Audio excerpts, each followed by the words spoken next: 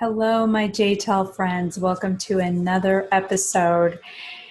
So, we are here trying to cool off in Southern California. It is humid, it is hot, trying to find a place where we can stay cool. And I've even got my fan here that I can use periodically to be able to fan myself because it's just really hot. And it's unbelievable because it's like 7 p.m. in the evening time.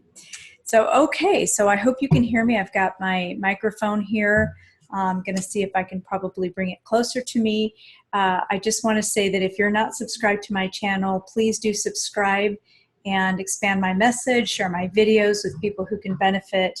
And if you are already subscribed, thank you for being loyal to me. And I appreciate all your comments and your private messages also with some questions and also suggestions on different topics, which we are actually going to be talking about today. So let's get started. Today we're going to talk about hope. And I really want to thank Leanna, who is my YouTube and Instagram follower, for the suggestion. She asked me to provide a video on hope. And Leanna is a third grade school teacher and a mother of 3 young adult boys. And we were having off and on sort of a discussion a little bit, and she made a suggestion.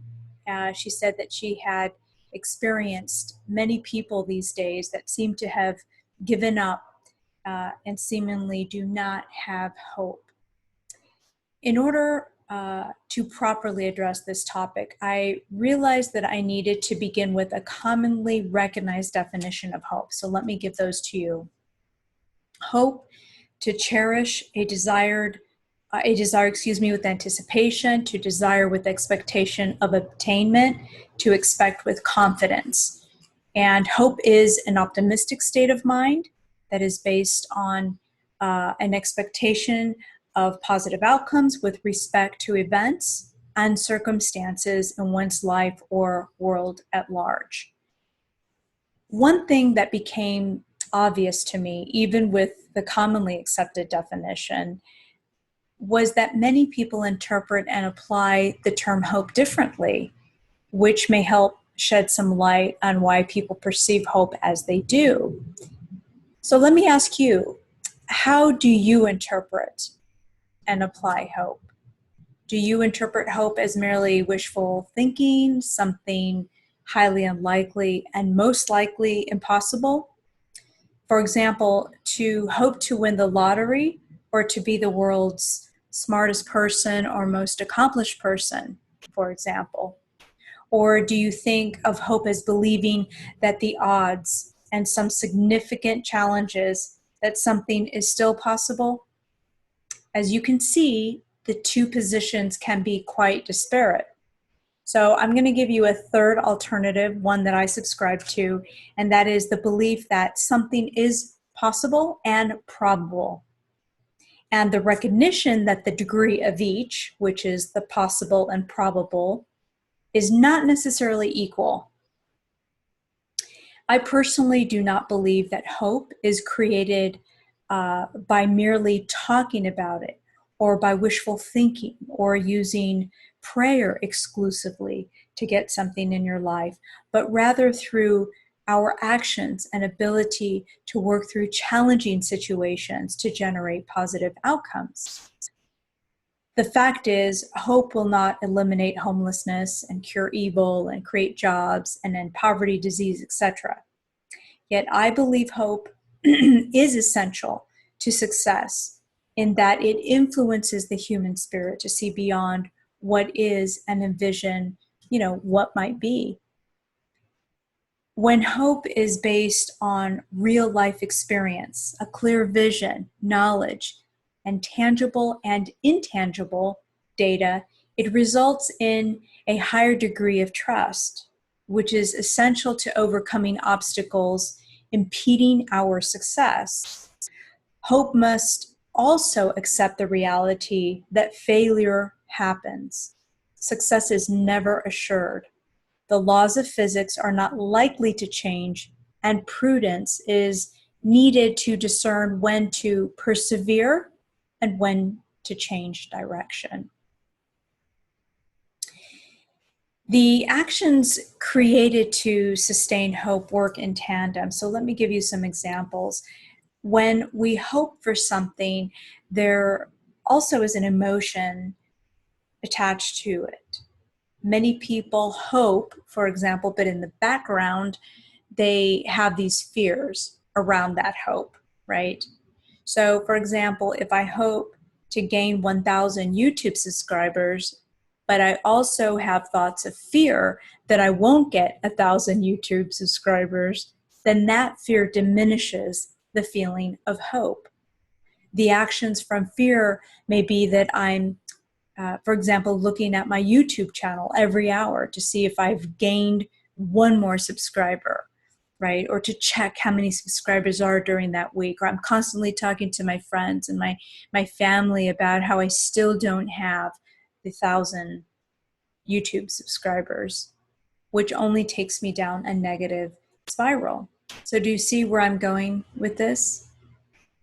Therefore, in the end, that optimistic kind of feeling that hope instills has actually disappeared. And instead, I become obsessed and begin to create even more negative thought patterns around not having the amount of subscribers that I want. Okay, this also leads me into depression or feeling sad. And then I feel like I don't have hope. Now I want to go ahead and I want to sort of reframe this in a different way. So I hope to gain 1,000 subscribers. My action will be or look like, one, I ask at the beginning or end of my videos to please subscribe and share my videos, right? So what I've put in place is a call to action, right? Second, I love creating my vlogs, and I hope that eventually I gain more viewers, but that if I don't, I'll be okay because I still love what I do. My hope is lurking around, but I don't depend on hope alone to provide me any more viewers. I just continue pressing on and work diligently to create beneficial and authentic videos for those who do resonate with my work.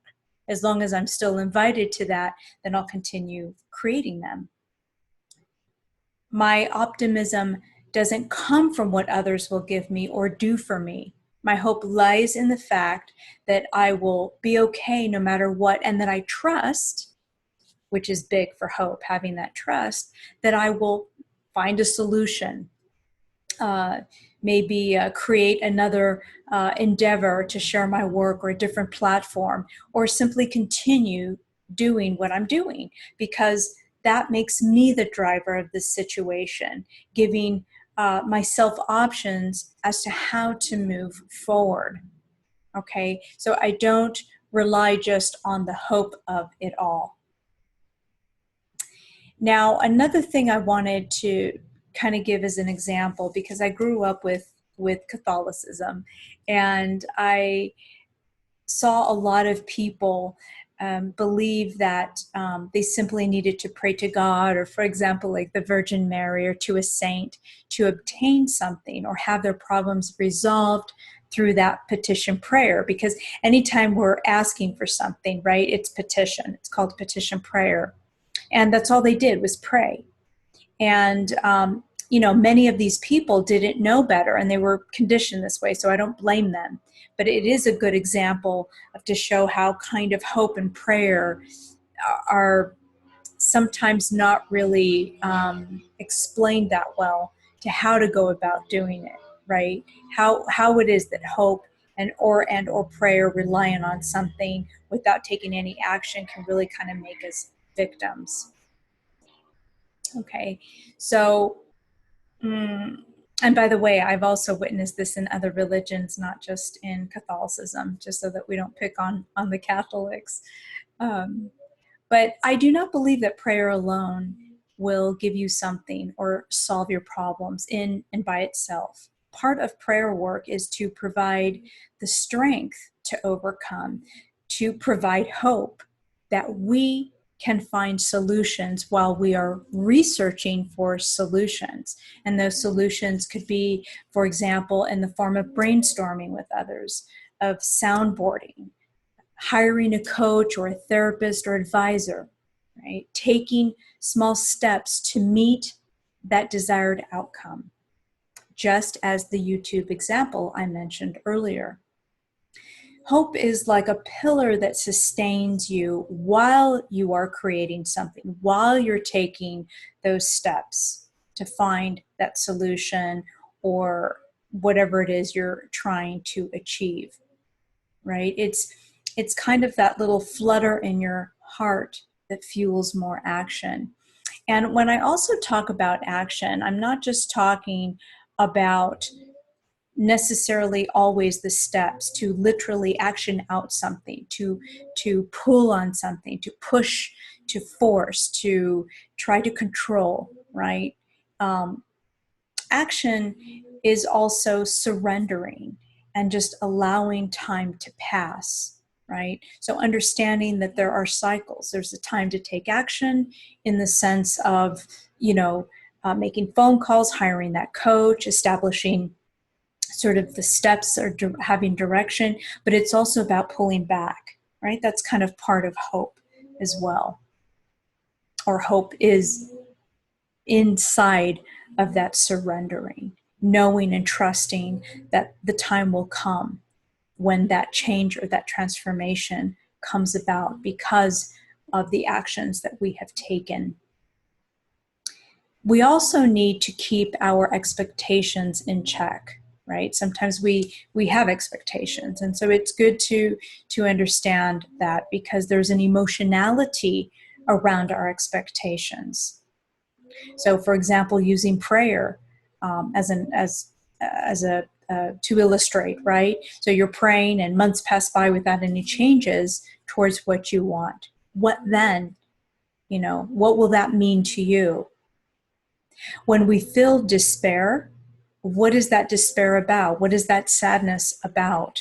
So we need to look within ourselves. We need to monitor that and understand, is that really hope, or am I confusing hope with something else? So let's check our emotionality around that.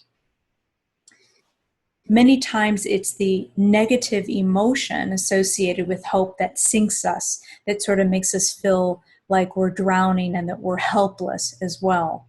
And then with that constant reinforcement and affirmation, because that is an affirmation, we just attract more of it. We get more negativity and we get more of what we don't want. So it's a matter of shifting our minds, right? One suggestion is that while you're taking the steps that you need to achieve a certain goal, whatever that might be, whether it's losing weight or becoming a better communicator or anything under the umbrella of personal development, for example, it doesn't matter what it is. While we're taking steps to understanding and to process, we also want to enable some creativity, some sort of outlet that is a healthy one, right? We want to make sure that we're caring for ourselves while we are waiting for that moment, for life to call on us, for those opportunities then to come to us, right?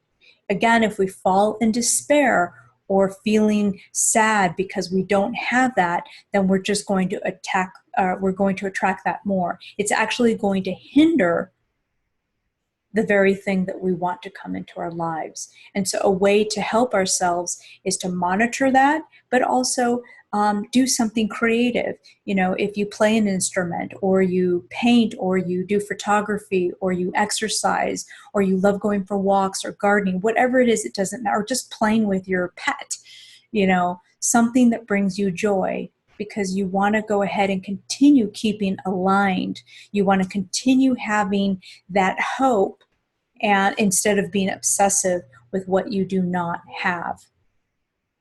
Okay.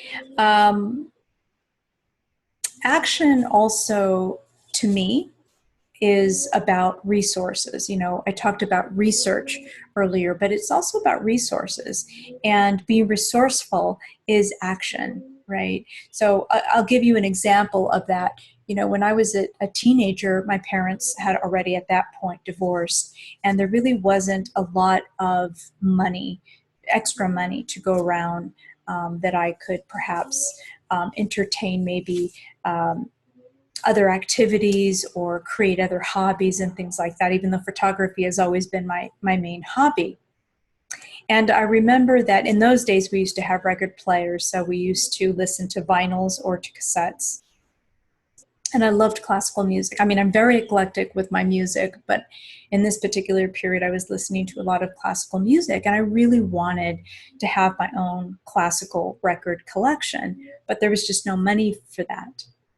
And so instead of balking at it or complaining, you know, one of the ways that that came to, you know, just being resourceful is that I had a library card. And so I went down to the library and I, you know, borrowed classical music records, you know, and I did that for a number of years, actually, you know, where I didn't buy any records. You know, I felt fulfilled with that. And that, to me, instead of feeling like, oh, I don't have the money to buy records or cassettes, what am I going to do?